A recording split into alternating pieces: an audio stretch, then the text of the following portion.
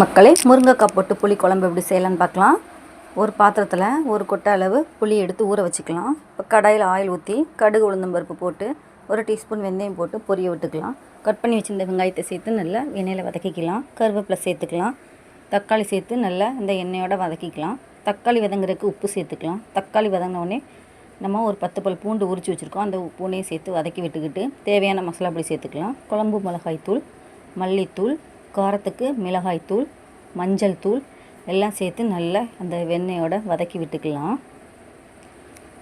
இப்போ கொஞ்சம் தண்ணி சேர்த்து எல்லாத்தையும் கொதிக்க விட்டுக்கலாங்க. ஒரு கொதி வந்ததும் நம்மளுக்கு தேவையான முருங்கைக்காய் கட் பண்ணி வச்சுருக்கோம்.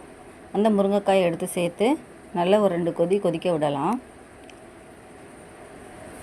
காய் கொஞ்சம் ஒரு கொதி வந்ததும் நம்ம கரைச்சி வச்சுருக்க புளி கரைசலை எடுத்து ஊற்றி கொதிக்க விட்டு ஸ்டவ் ஆஃப் பண்ணிக்கலாம். முருங்கைக்காய் புளிக்குழம்பு ரெடி.